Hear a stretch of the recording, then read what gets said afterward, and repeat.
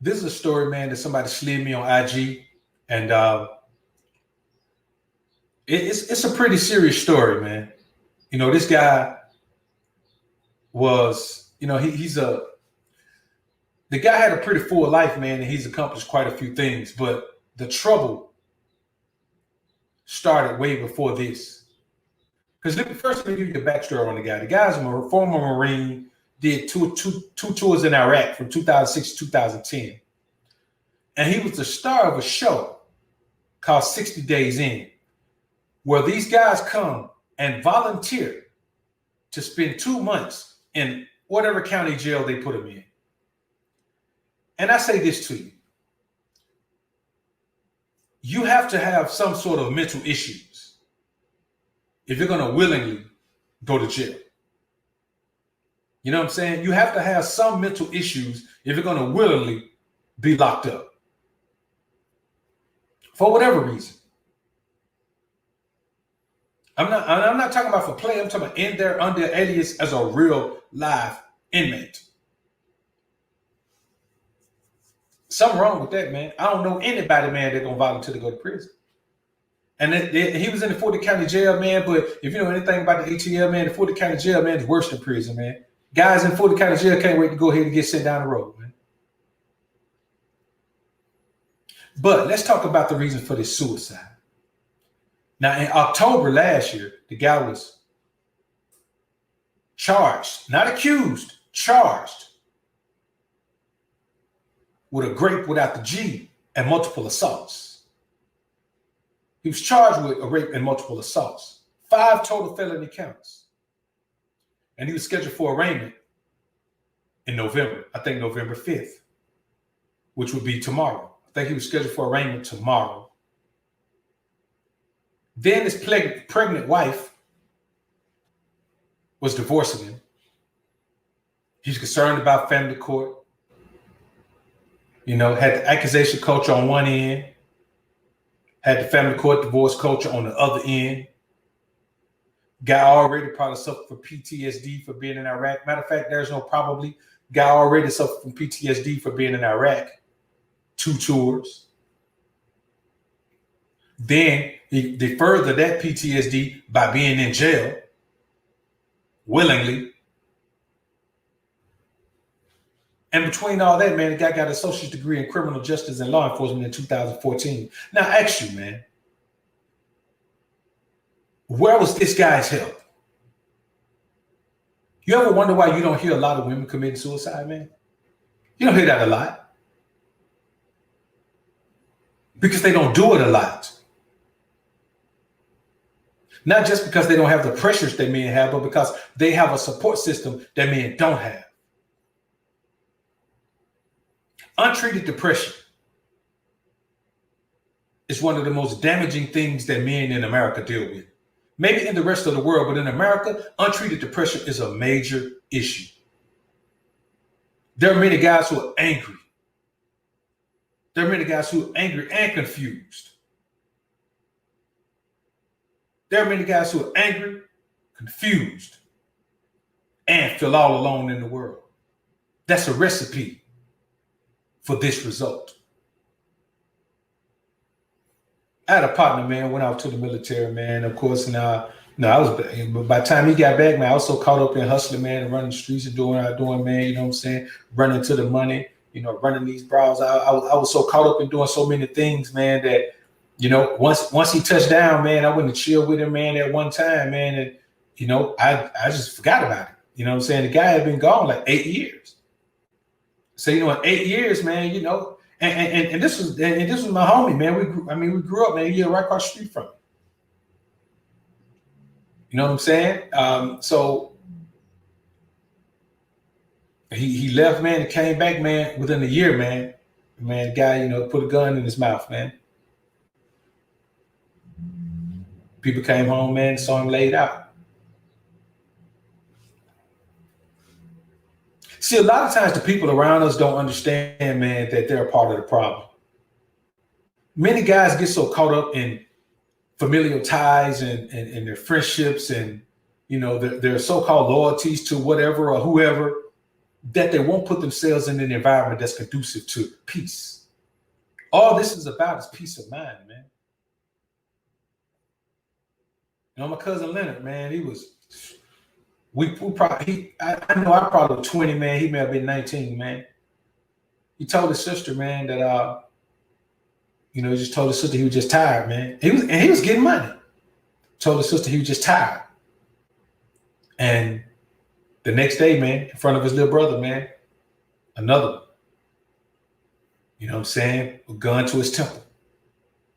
So you have to ask yourself, man, what goes on in a man's mind that the people around him don't see that pushes him to the point where he says, my best option right now is to end it all? There's a level of depression that we deal with in this society as men. And then you have these guys that want to couple that and tell you to do stupid things like chase women around all the time. Add more toxicity to your already toxic existence. It's a cold world that we live in, man. And when a man faces obstacles from every side, especially when you're a guy who's always tried to do the right thing, when you face that pressure from every side, and you look at the guys around who go for bad all the time, it seems like they're living, they're doing great. They don't have any issues. And then you look at your life, you try and do the right thing, man, and all these pressures come from every side, man. You know, I'm gonna tell you, man, this system of divorce has to be eliminated. And how do we eliminate that? By eliminating the system of marriage. It has to be eliminated. It is the number one form of destruction for men's will to live. And the men who are willing to live aren't willing to live as men. It robs you of the things you need to continue to live as a man. Because when you have children and you love those children, and the woman leaves with those children,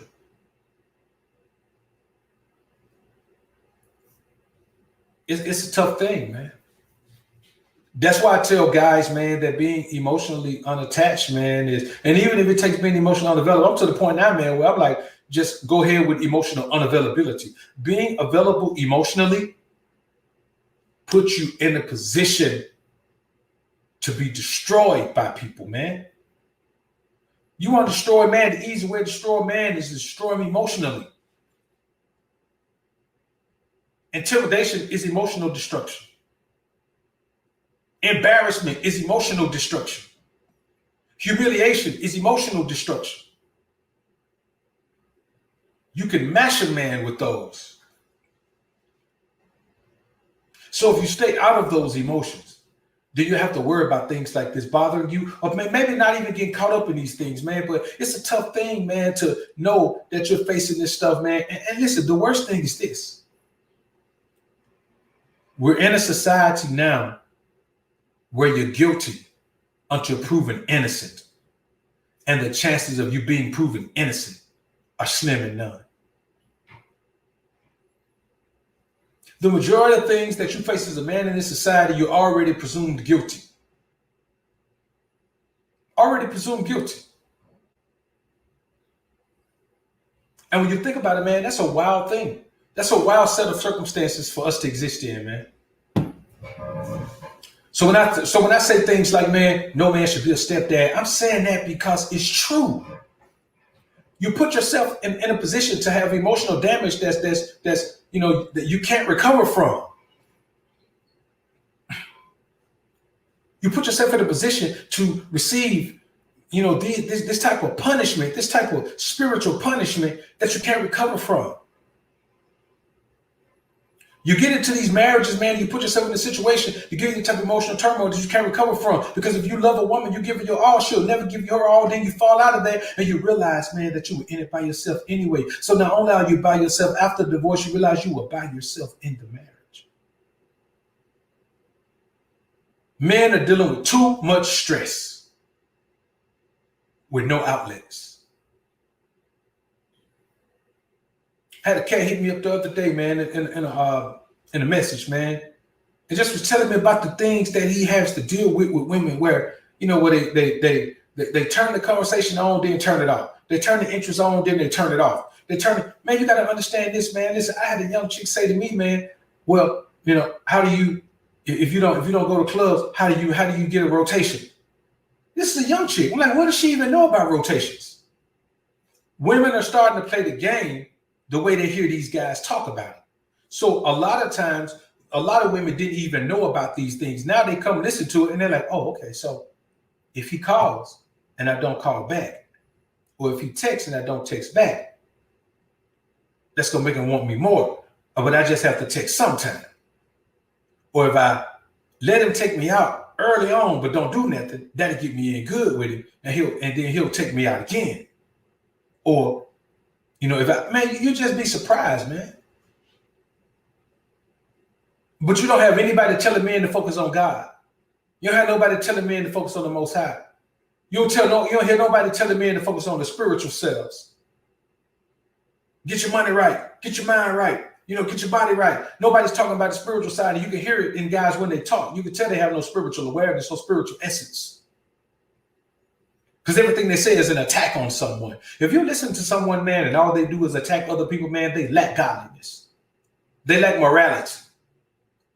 Because no man of any substance, of any spiritual substance, can always be a warmonger like that. Always ready to go to war. Always declaring war.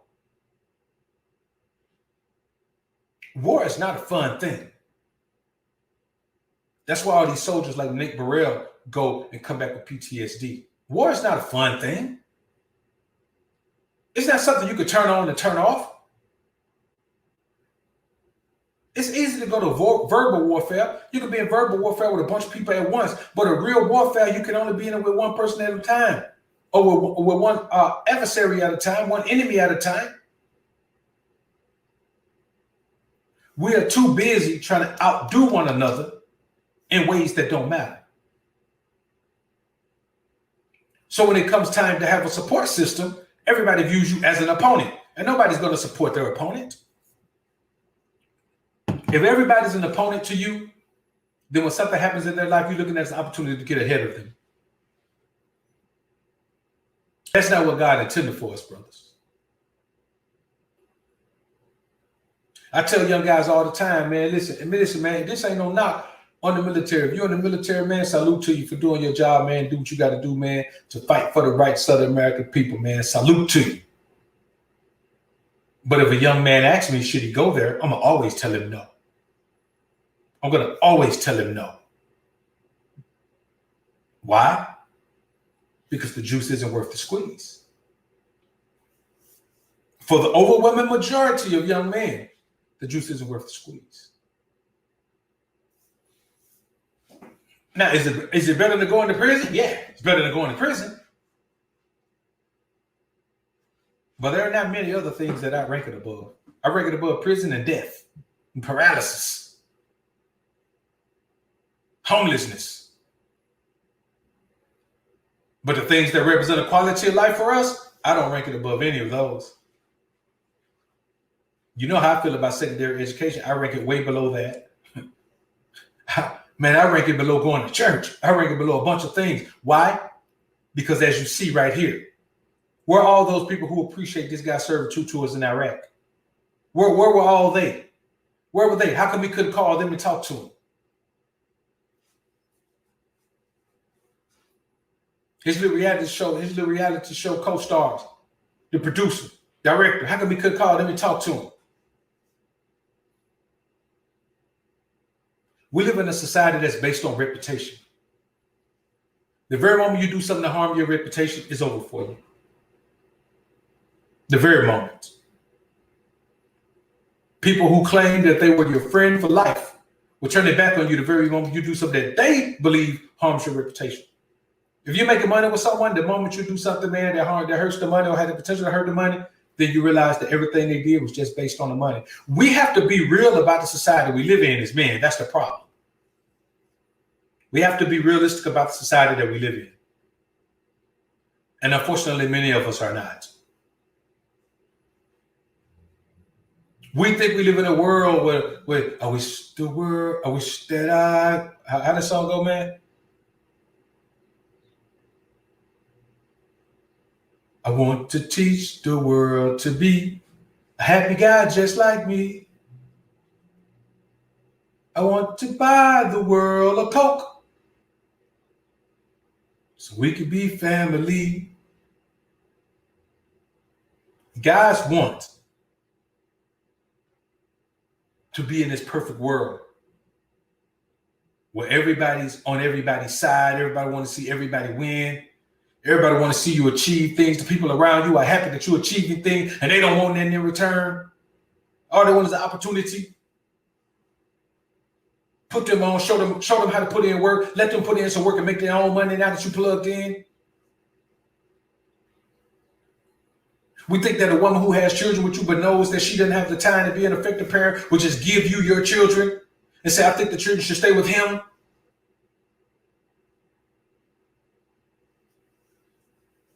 We think we live in a perfect world where people who view you as competition are going to be happy that they can't view you as competition anymore because you passed them. We live in a world we think they're going to use you for motivation. No, they're going to use you for hateration.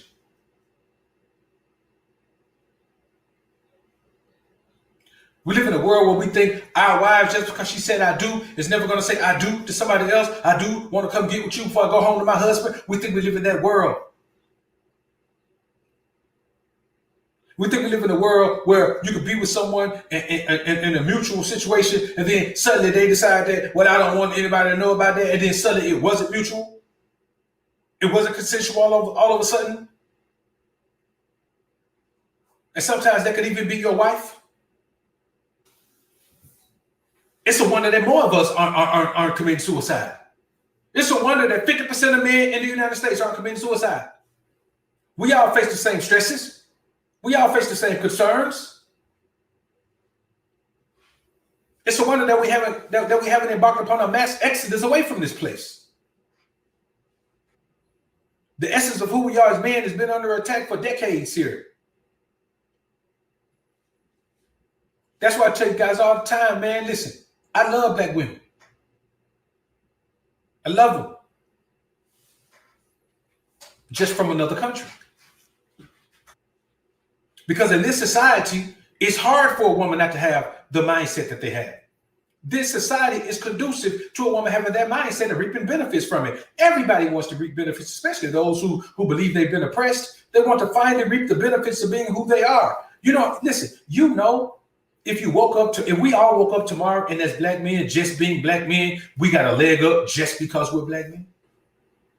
Think about that. If we had a leg up on society just because we brothers, what we're going to do? Say, well, no, don't you give us a leg up now. No, we don't deserve that.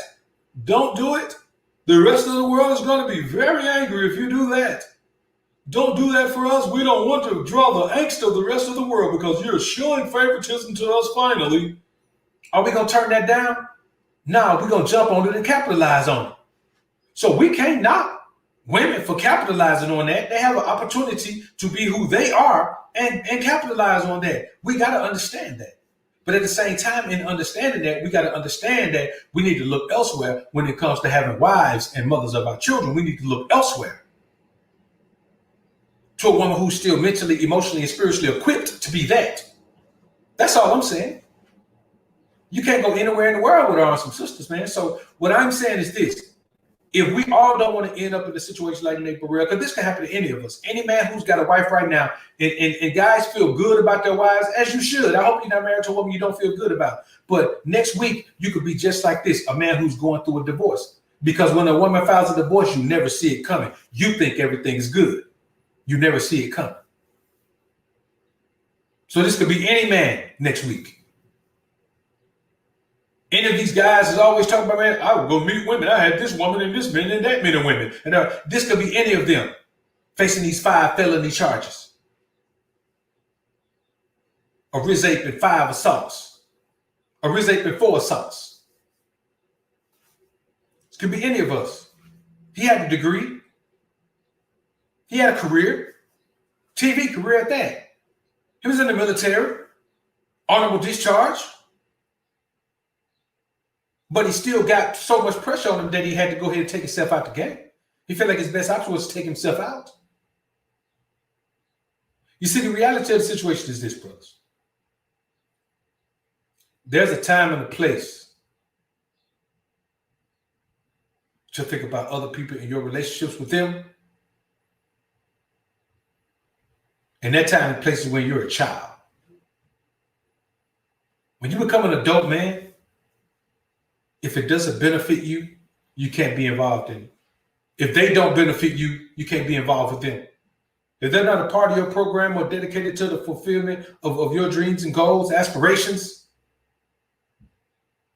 they can't be in your company. And if you're married without a prenup, you better go ahead and get one now. And that's real. So I don't want to make this one too long, man. I just thought it was it's a pretty bad situation, man. It's a tough thing for a man to take himself out.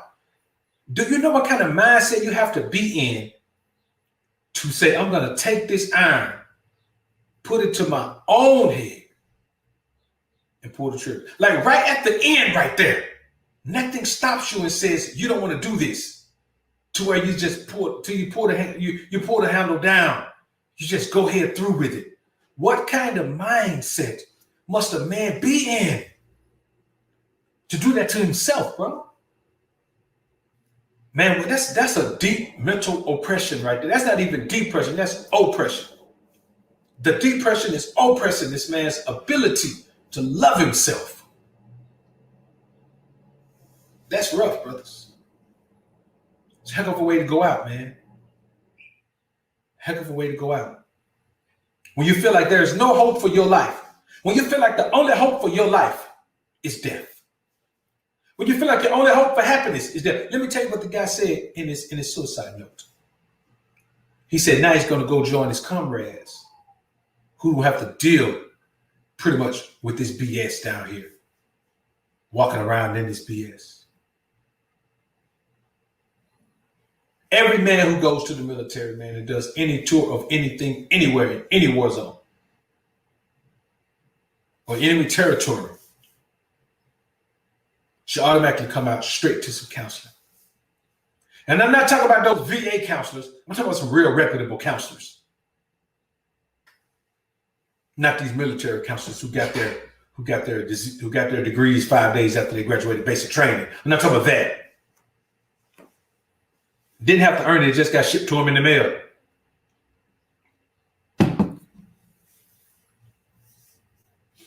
I want you guys to look around you, man. Anybody you know that seems to be having these issues, man, talk to them, brothers. Talk to them, man. Anybody you see, man, you see a brother around you, man, that just always down, man, just got this exasperated look on his face, this look of worry and concern and sadness and disgust and confusion on his face, man. Hey, man, talk to him, man. I know this ain't what normal men do, but we not normal men. We kings. And as kings, man, we look after the kingdom. So you got these guys around you, man, whether they're in your personal life or at work or wherever they are, man, strike up a conversation with these guys, man. Talk to them about God, man. Talk to them about, do whatever you can, say whatever you can to help a man, keep a man from thinking that he has no hope, from thinking that his best chance at peace is to just end it all, bro. That's a hell of a way to view. Because at some point in our lives, many of us have had these thoughts, man, just wondering for a minute, is it even worth it anymore? Well, I know I have. I know at least some of you guys have. I can't be the only one. But when you think about it, we didn't do it. We didn't go that far. For whatever reason, we didn't go that far. But when a man goes to that point, bro, he's been going that way for a year, maybe. And one little intervention, one little talk, one little sign that someone is concerned about the fact that, brother, I don't even know you, but I can tell you're going through something, and I don't want you to let it weigh you down. That little bit of help right there, that little bit of concern could be some inspiration for a man. And that's the problem with the average man in America. if you take away the money, the cars, and the women, we have no inspiration. We're all like Teddy P. More beautiful than the Mona Lisa, worth more than gold. Your eyes have pleasure to behold. But that's what we need to say when we look in the mirror. When I look in the mirror, I tell myself, you're my latest. I tell you, you're my greatest. My latest, my greatest inspiration. That's what I tell myself when I look in the mirror, man. I tell myself, you inspire me. That's what I tell myself, man. I inspire me. I'm my inspiration. I move to do what's best for me. There's a life I want to build for me. There's a kingdom I want to build for me. And we live in a society that tells us that other people should be our inspiration. Well, tell me this. If your wife is your inspiration and your children are your inspiration, what the hell is your inspiration when the woman leaves you and take the children with her? What's your inspiration? It's gone. If your inspiration is the money and the cars and the clothes and the jewelry and all the little thought pockets out there, if you make a bad investment and the money fall off, all your inspiration is gone. Then what do? I'll tell you what you do. You sit and fester and think until you finally arrive at the conclusion that the best way for you to get peace is to trade in your life for a healthy serving of death. Untreated depression and the affliction of misery is the most overlooked, yet most sinister assailant to the peace and tranquility of the average man in America. And it's up to us as kings to let these men know that you're not by yourself, man. You're not by yourself. Magnificent Adrian, appreciate the $5 super chat, bro. Remy Lowe, appreciate the $20 super chat, homie. Don LaTroy, appreciate the $5 super chat, bro. Say nothing but the truth. Put God, your health, and mental clarity above all else. Salute to the good doctor. Salute to you, Don. Isaiah Poole, appreciate the $5 super chat, bro. Say only suggest the military if you completely broke. Even then, man, it might be a good way out if you're completely busted. GBS TV, welcome to the Alpha family, bro. Welcome to the Green Label Gang. Appreciate the $5 super chat as well, bro. I think you was already here though, GBS. Yeah, I think he was already here. You're already a part of the gang, man. Hey, I appreciate it, brother. Appreciate it. So let's get ready to head on out of here, man. I don't want to make this too long. You know, we lead the joints up on the Ray Ray channel, man. Hey, I appreciate our support on the Ray Ray channel, man. This channel really has the potential to do great things, man. Right now, man, we had like 7,000 subs, man, and we averaging like 5,000 views, man. So this channel has the potential to be a special channel, man, and I want to dedicate more time to it. And y'all continue to spread the word, man, to get people over here, because I know people, you know, want more of this type of content, and it's over here. It's over here. You know, we won't be doing this on the BOA channel. The BOA channel is what it is. You know, the algorithm and the viewers and subscribers have determined what that channel is going to be. But this one, this is the same way it's going to be. And this is what this channel is going to be about. So let's keep pushing this one, man, and keep grinding and growing. Hey, man, y'all put God first. And if any of you guys ever feel like that, man, hit me up, man. Hit me up. Email somebody, man. You got anybody email, man. If anybody in the chat, you got the email, man. Anybody on the channel, you got the email. Anybody that you know personally, and y'all both on the channel, hit up one of your partners. It ain't got to be one of us. Hit up one of your partners. Hit up somebody you know that you can talk to, man. Talk to somebody if you ever feel like you're running out of options for peace. Because I don't want to get the word, man, that one of the brothers from the Alpha Sphere or the Kingdom of Ray is in the same situation as Nate Burrell, man. So let's head on out of here, Holmes. SJ3, Flames, peace.